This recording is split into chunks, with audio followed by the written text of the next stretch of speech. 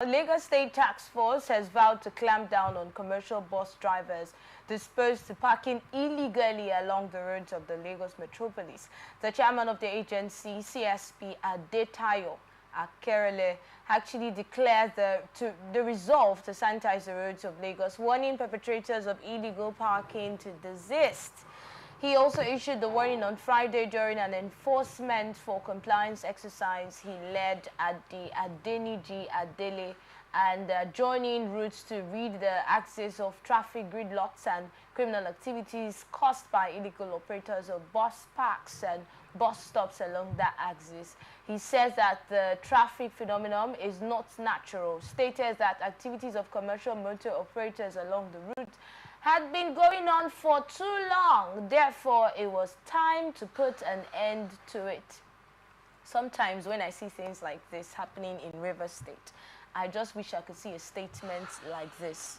Because even as much as they're talking about that particular area in Lagos State and the effect of the parking of those vehicles, the way they don't park properly, illegal bus stops and all of that, we still have a lot of places in Lagos where you cannot do certain things. You cannot park wrongly. You can't even cross the road at certain points. You will be arrested.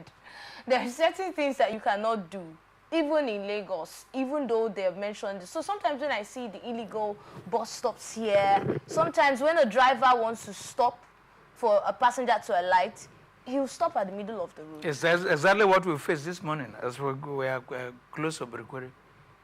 Yes. He'll stop at the middle of the road, and the passenger will comfort, like it's normal.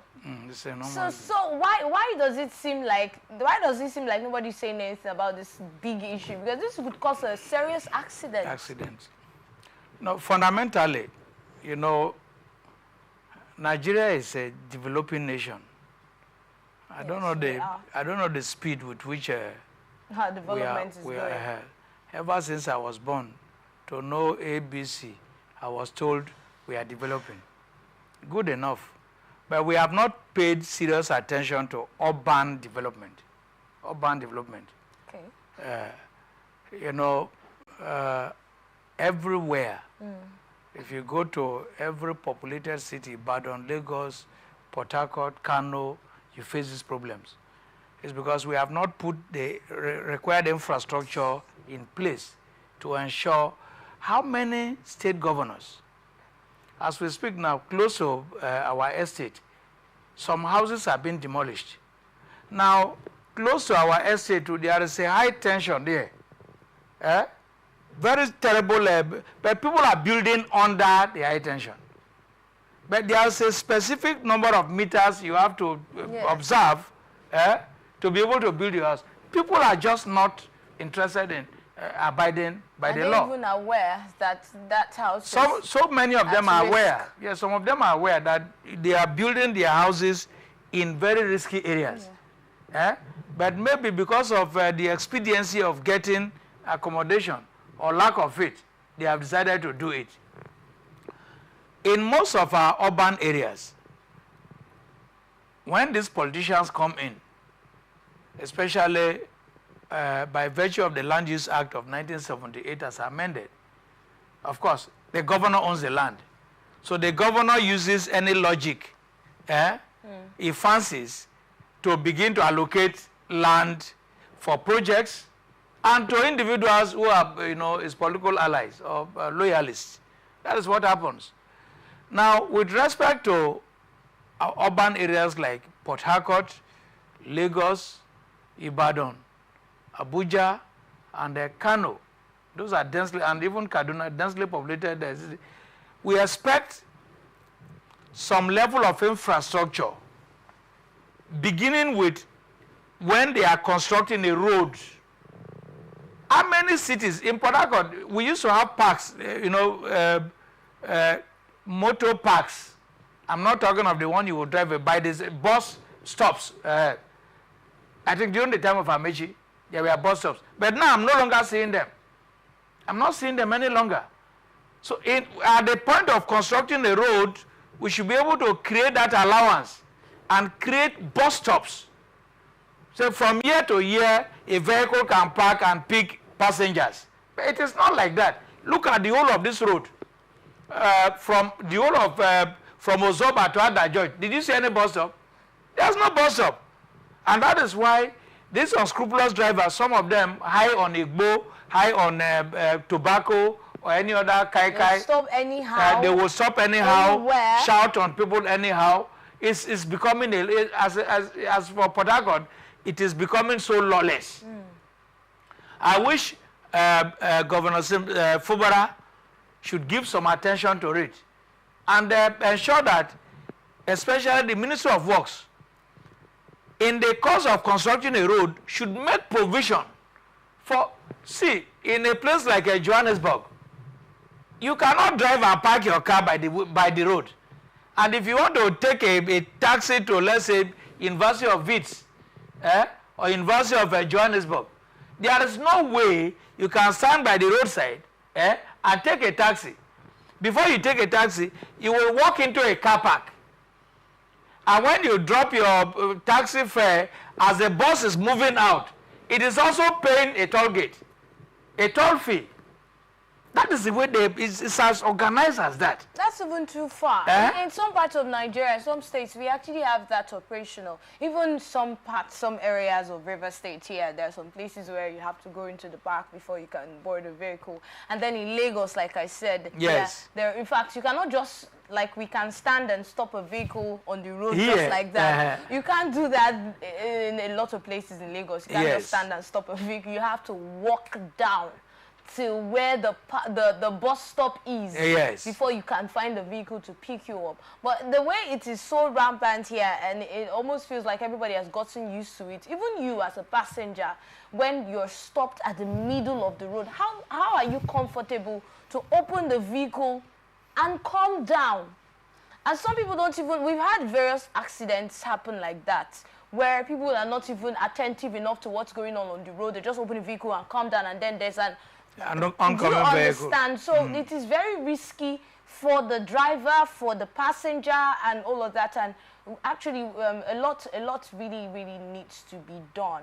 But what about also sensitizing the public now? Yes, through I think one surest way of doing that is, both the road safety and the police, especially the road safety, that's their job. But in Nigeria, you see the road safety demanding for what?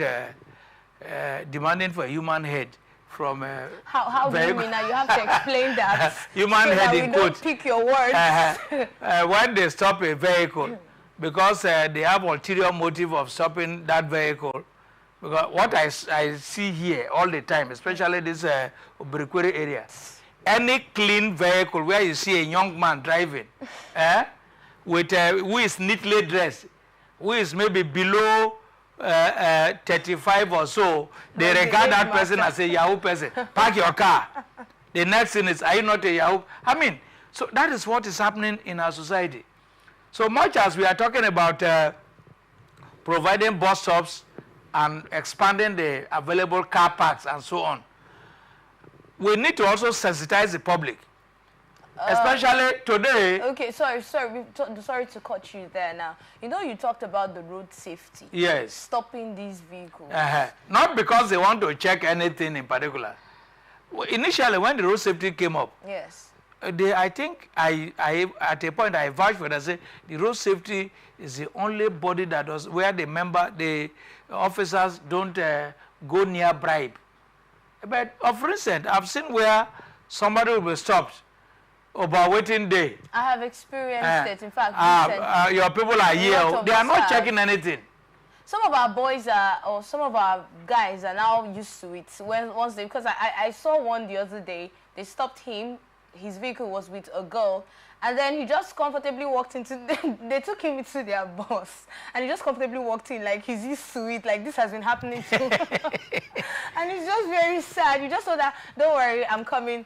He just gave us some directives on what to do, and he just majestically walked into the car like he was escorted by some bodyguards or something. So that is what is. See, our public institutions must have discipline, especially the officers. Yeah. And that, again, it boils down to, we have been talking about the recruitment process. recruitment should not be done on man-no-man basis. Okay. It should be done in such a way that we recruit. There are fine people, beautiful people in Nigeria.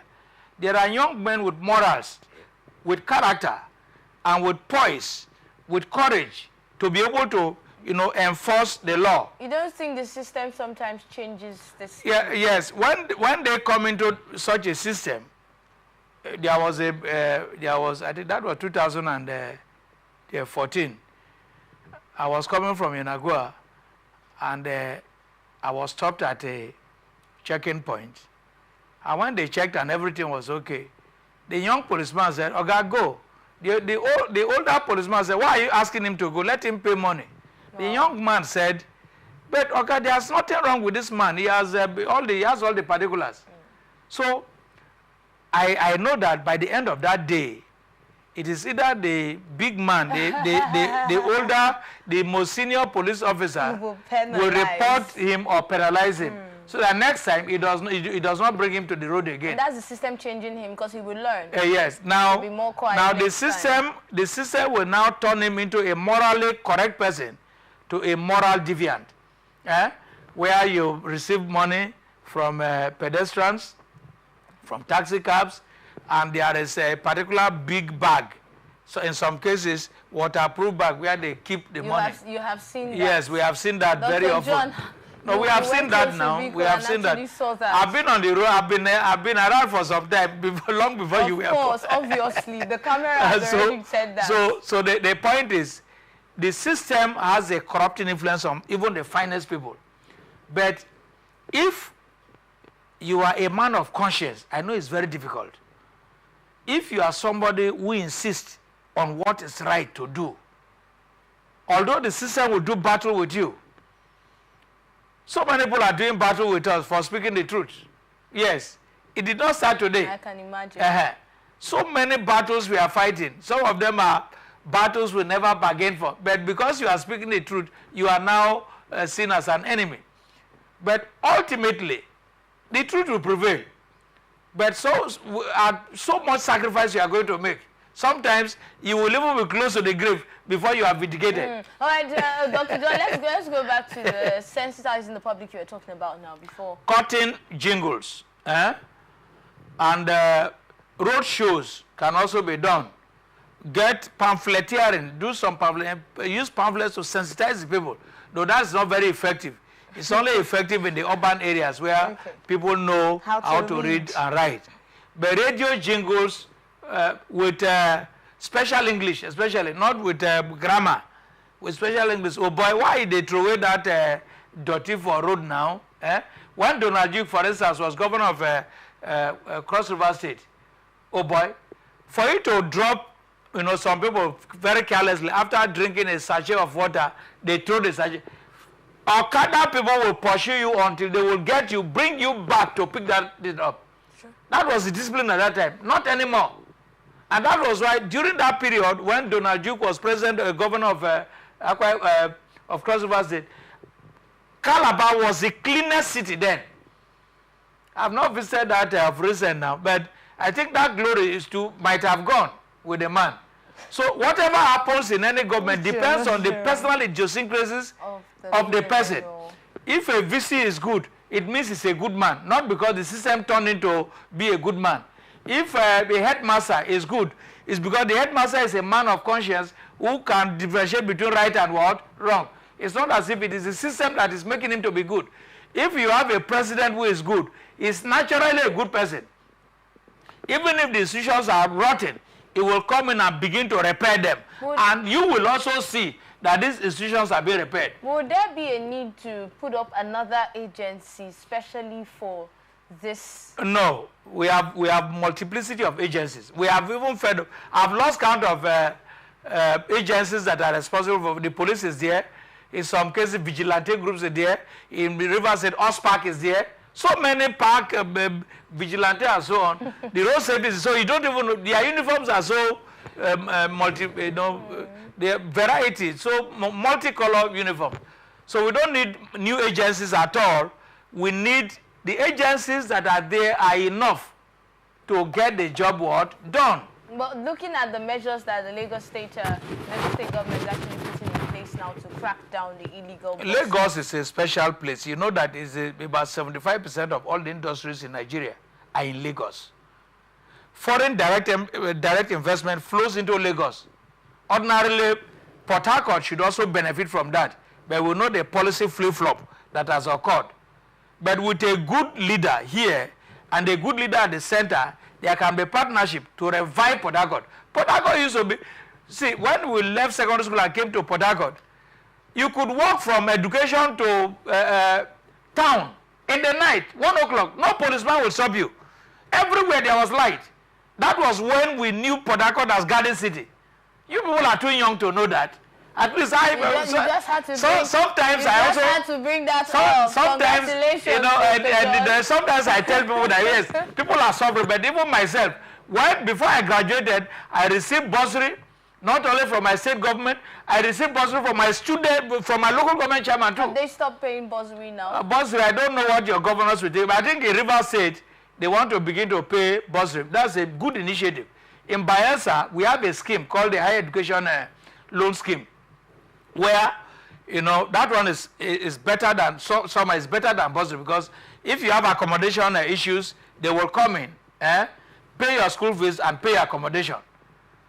I don't know. Students pay back, because that's the most important. That is the aspect I've been critiquing, because that money, even if it's a dash, government should do it, because paying back is very difficult, especially when the person leaves office, leaves a school. There's no ready job for him to do. There's no ready salary for him to get. In some cases, they graduate bifurcates into the informal sector, where you have no data to track his progress and so on. So all those monies, I expect the federal government to float their scheme. Even if it is dashed, let them dash the students and not take it back. After all, the money they are spending here and there, traveling here and there, it's not also against the student loan that dash the students will go to school. Instead of the loan, just give it as grant. Give it to them. Let them not pay back. Okay. We are able. We're able, We are strong enough to do that.